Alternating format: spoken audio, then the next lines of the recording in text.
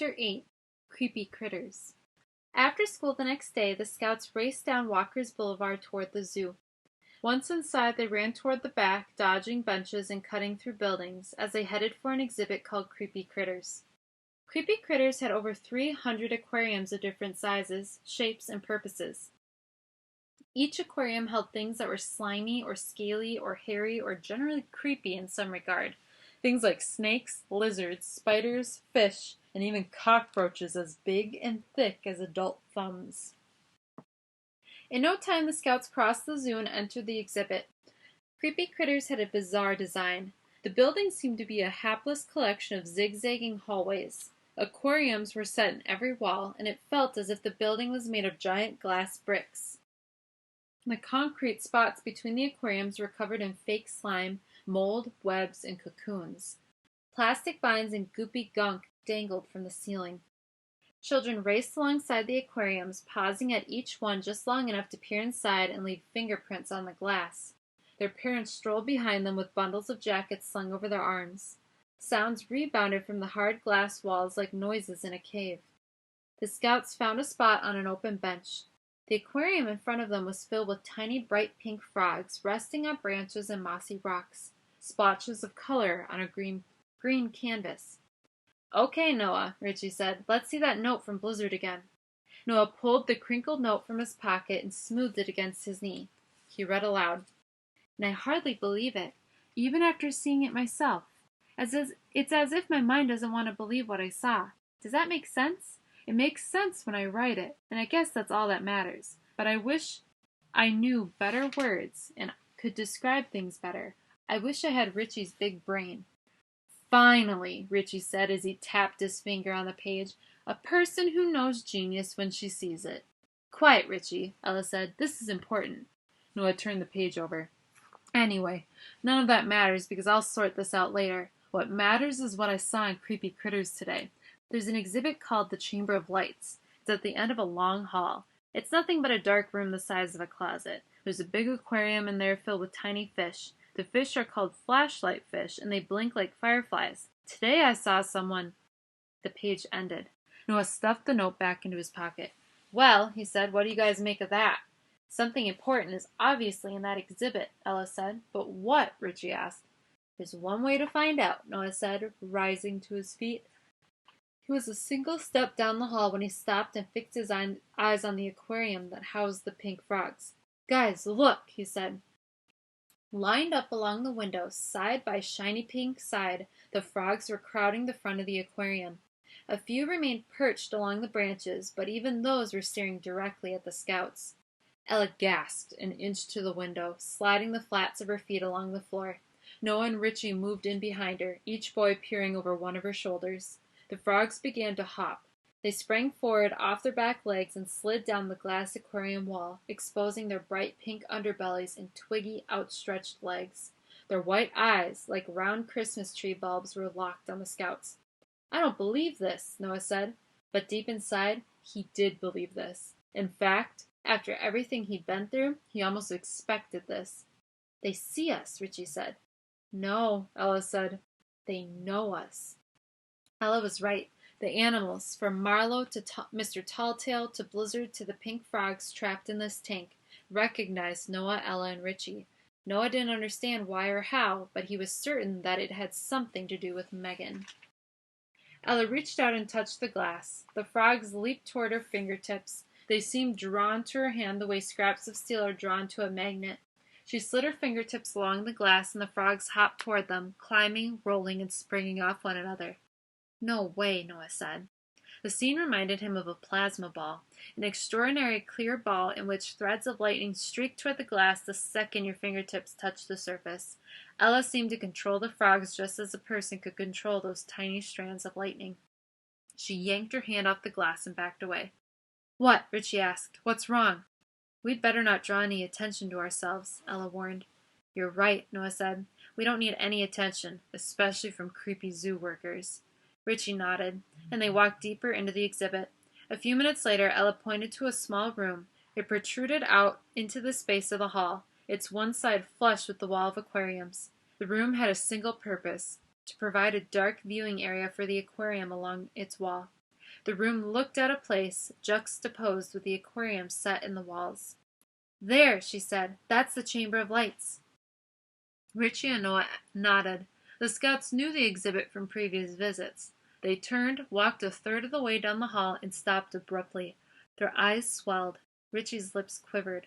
All the animals were staring at them from the tanks on either side. Snakes slithered near the fronts of their enclosures, their flickering tongues lapping the air. Tree frogs balanced on branches, their still bulbous eyes fixed outward.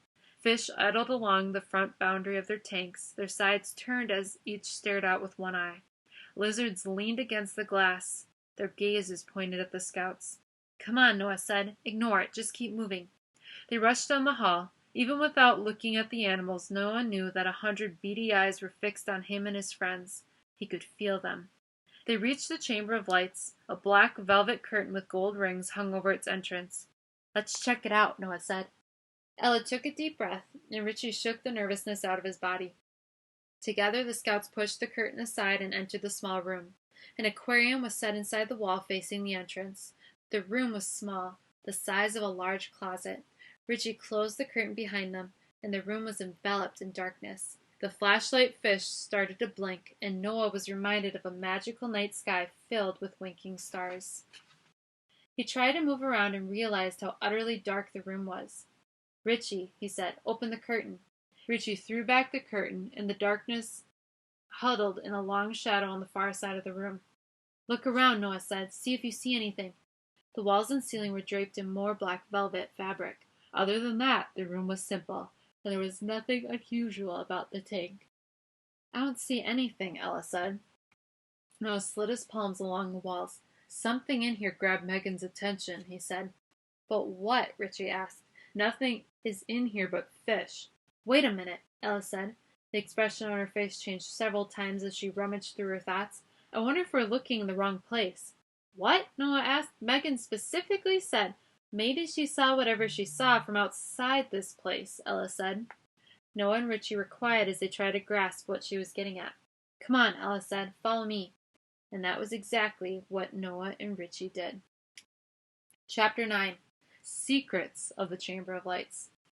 "Here comes one now!" Noah had spotted a security guard strolling down the corridor. It was the same one he'd seen at the Langer exhibit, the one with red hair and fat lips. He held a set of keys tied to a long string, and as he walked, he swung them in a big circle. "This is the guy who talked to me when I met Mr. Talltail. He's weird." "Keep your eye on him," Ella said. The scouts were sitting on a bench in a theater that was less than 30 feet from the Chamber of Lights. The theater was a small room with 15 seats packed tightly together. The entrance to the theater was from the hallway leading to the Chamber of Lights. The wall that the room shared with the hallway was barely a wall, only 4 feet high. It merely sectioned off the room. In the front of the theater was a big television that played the same 10-minute video again and again. On the screen, a pair of cartoon frogs kept explaining how some tree frogs are ribbit poisonous and very ribbit deadly. The action scouts weren't interested in poisonous tree frogs. They were sitting in the tiny theater because it kept them out of sight while offering a clear view of the Chamber of Lights. "What do you think he's going to do?" said Richie. "I don't know," Ella said. "Just watch." The worker patrolled the length of the hall, turned back without glancing at the Chamber of Lights. He ambled past the theater and disappeared. "Well," Richie whispered, "he didn't even look at the chamber." "Just hold on," Ella said as she checked her watch. "The zoo doesn't close for almost an hour, and we know how weird things get at closing time." The scouts waited. Hiding behind the short wall, they spied on people moving up and down the hallway. They waited, they watched, they listened to the goofy cartoon frogs spout on and on about the different ribbit kinds of frogs. At one point, a child entered the theater, took a seat, and hurried off quickly after growing bored with the video. A little later, a lady's voice projected through a loudspeaker. She announced in a rushed voice that the zoo would be closing in 10 minutes. "So please make your way to the exits. Thank you very much. Have a nice day. Please drive safely." Creepy Critters promptly emptied. The building fell silent except for the soft gurgle of bubbles and the occasional reptilian croak or hiss or rattle. "We'd better go," Richie said, "before the zoo closes and we get locked in." "No," Ella said, disagreeing. "We stay." "We what?" I have this feeling that we need to be here when the zoo's closed and the employees think everyone's gone. That's crazy, Richie said. Stay past closing time? We could get in serious trouble, and I don't want... She's right, Noah said. We'll hide here for an hour. If nothing happens, we'll sneak out. Can't be too hard to get out of the zoo, right? Are you guys nuts? Our parents will be home by then. Have you lost your... Richie, Noah said. It might mean finding my sister. Richie considered this. Okay, he said at last. We stay. The three children sat in silence. A half hour passed. Nothing happened. Richie was about to say something when Ella stuck out her hand and pinched his lips shut with her fingers. Shh! Quiet! She leaned her ear toward the corridor. Someone's coming! The scouts heard a strange shuffling sound down the hallway. Peering over the short theater wall, they couldn't see who or what was approaching. It made scratching sounds against the floor. Shh! Shh! Shh! The children rolled off the bench and huddled on the carpet. Noah whispered, Are we hiding because we're afraid or because we hope we won't get caught? I don't know, Ella answered. Both, I guess. Shh! Shh! They crouched and peered over the wall. A moment later, they discovered the source of the sound. A zoo worker with more hair on his face than his head. He was strolling down the corridor, pausing occasionally to tap on the tanks playfully. Hello, Justice, he said to a creature inside a tank. Good evening, Starlight, he said to another. Glad to see you both back tonight. Back? Noah whispered. Back from where? The worker casually looked toward the theater, and the scouts dropped like turtles ducking into their shells. They waited. When the sound of the footsteps faded, they poked their heads up and stared down the hallway. What's he doing? Richie asked. I don't know, Noah said, just standing next to the Chamber of Lights. He's getting ready, Ella said firmly. Getting ready for what? Richie said. The man checked over his shoulder and slipped into the Chamber of Lights. He put on a pair of sunglasses and flung the curtain closed. Sunglasses? Noah asked. For what? I have this feeling we should get down, Ella said. Noah was about to ask why when a soundless flash of light, as sudden as a camera flash and 100 times more powerful, sprayed out from the gaps in the curtain covering the entrance to the Chamber of Lights. The scouts fell backward and covered their faces. After a few seconds, they sat up. Rubbing his eyes, Noah said, What happened? Ella stepped out of the theater and headed toward the chamber. Ella! Richie screamed under his breath. Don't be stupid! Richie and Noah ran after her. Ella, don't! Richie warned again. But Ella would not be persuaded. She marched to the Chamber of Lights, threw back the curtain, and walked inside. Terrified, Richie and Noah stopped in their tracks and held their breath.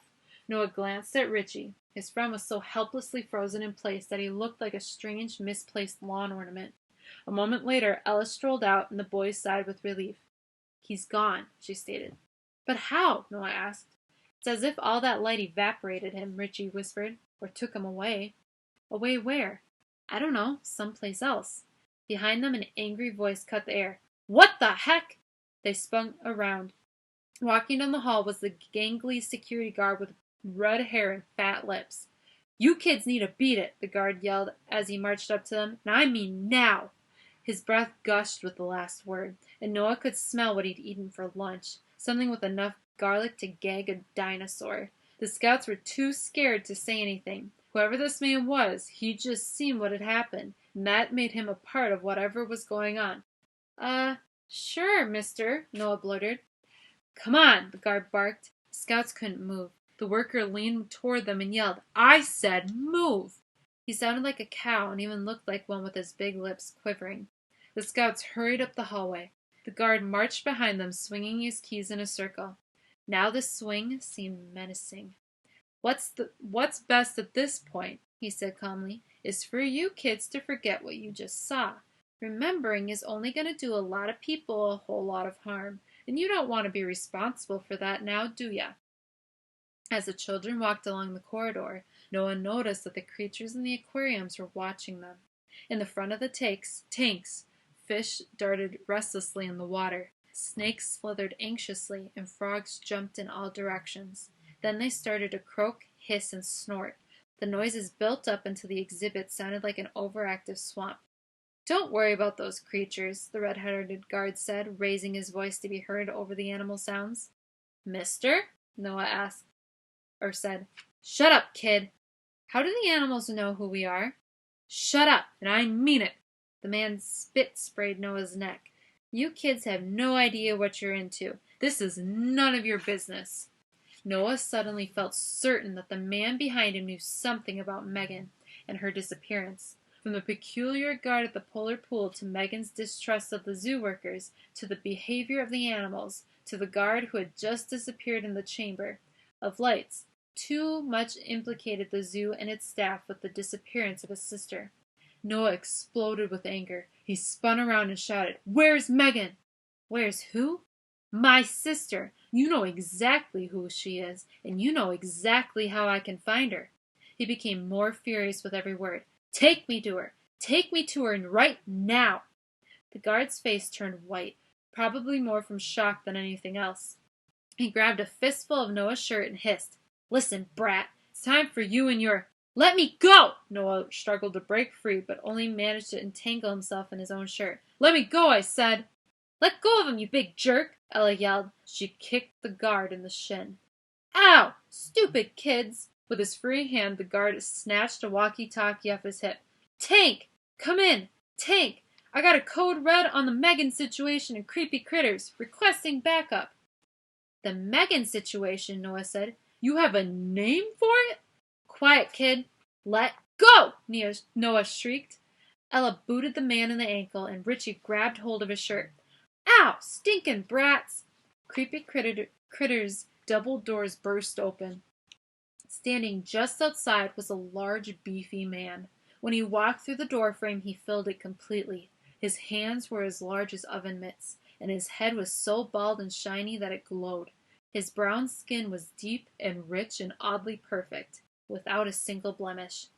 Tank! The red-headed guard called out. Give me a hand with this slippery punk!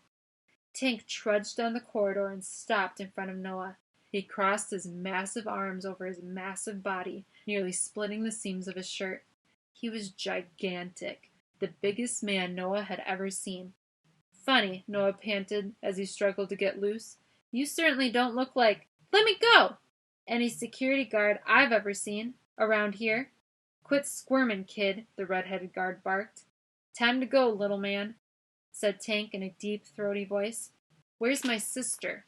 She's gone, kid, the guard said. He released Noah and added, You're just gonna have to get used to that. Tank, get this pesky action scout out of my face. Hey, Ella cried. How do you know who we are? Kid, the guard said. Everyone knows who you are. What? Wait, what's going on? Where's my sister? Noah yelled. I wanna... But before he could finish his sentence, Tank scooped him up and slung him over his shoulder like a beach towel. Let him down, Ella demanded. She tried to pack a punch, but Tank reached out his enormous arm, seized her wrist, and proceeded to drag her behind him. He hauled his two captives out of the exhibit and down a path that led to a private exit behind the otter exhibit. Richie chased after them. When Tank reached the gates, he kicked one open, dropped Noah on the ground like a sack of laundry. Then, with a clean jerk of his arm, he flung Ella on top of Noah. Richie squatted beside his friends and yelled, Hey, you can't do that! Quiet! Tank bellowed. I'm going to report... Quiet! The booming thunder of the man's voice made the scouts pull back as if they were dodging a punch.